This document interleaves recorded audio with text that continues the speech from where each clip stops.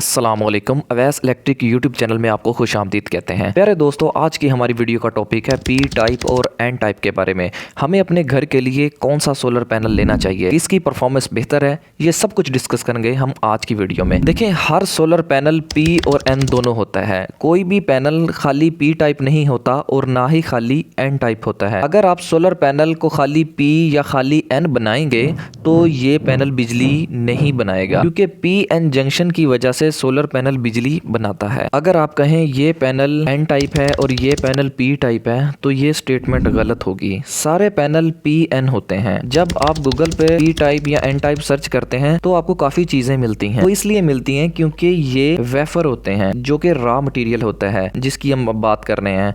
तो अगर आसान अल्फाज में मैं आपको बताऊं, जब आप सोलर सेल को बनाते हैं तो पी टाइप को पहले बनाएंगे, उसके बाद उसके ऊपर एन टाइप की एक लेयर लगा देंगे तो वो पैनल पी टाइप बन जाएगा।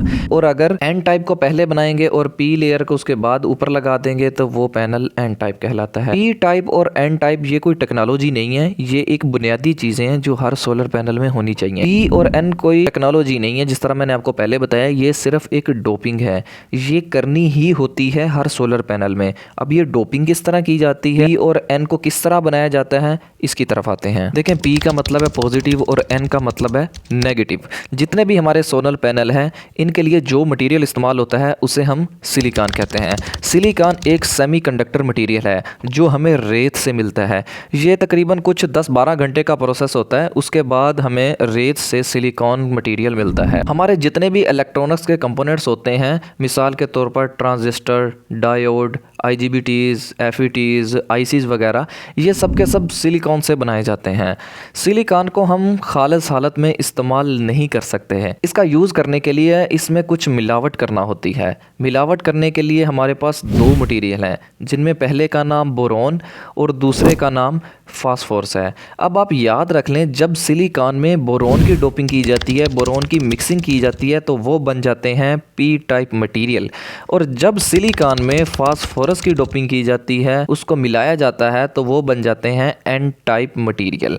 अगर कारकर्दगी की बात की जाए, पी टाइप सोलर पैनल अगर आज 50 वोल्ट दे रहा है तो 10 साल बाद वही पैनल 40 से 45 वोल्ट पर आ सकता है, क्योंकि पी टाइप में बोरॉन का यूज़ किया जाता है, जिसकी वजह से बोरॉन मटेरियल ऑक्सीजन से रिएक्ट करता है और परफॉर्मेंस लो कर देता है। लेकिन इतनी भी नहीं करता जितनी भी आपने बातें सुनी होगी और जितनी भी यूट्यूब पे आपने वीडियो देखी हैं, ये सब फेक हैं। और अगर एन टाइप पैनल की बात की जाए और एन टाइप पैनल अगर 50 वोल्ट दे रहा है तो वो 10 साल बाद 42 से 48 वोल्ट के ऊपर आ सकता है। देखें, हमारा मकसद बिजली बनाना है, घर के लिए फ्री बिजली बनाना है और वापडा से और भारी भरकम बिजली के बिलों से जान छुड़वानी है। तो पी टाइप हो या एन टाइप हो, इनमें से हम कोई सा भी पैनल अपने घर के लिए परचेज कर सकते हैं। मकसद हमारा बिजली बनाना है तो पी टाइप और एन टाइप को आप ना देखें। मेरा आपको जाती मशवरा यही है, कोई भी चीज जो अपनी रनिंग हालत में होती है आफ्टर अ लॉन्ग टाइम, उसकी परफॉर्मेंस में फर्क तो आएगा। तो इसलिए आपको ये कभी नहीं सोचना चाहिए कि हमें एन टाइप पैनल लेना चाहिए, पी टाइप पैनल लेना चाहिए। आपको सिर्फ अपने घर के लिए बिजली बनानी है तो आप सिर्फ मार्केट में जाएं, सिर्फ पैनल लें। ज्यादा वाट का लेना है ज्यादा वाट का ले लें, कम वाट का लेना है तो कम वाट का ले लें, ठीक है। बस ये देख लें कोई अच्छा ब्रांड हो, अच्छी कंपनी हो। तो ये हमारा कुछ टेक्निकल सर्च के बाद ओवरव्यू था जो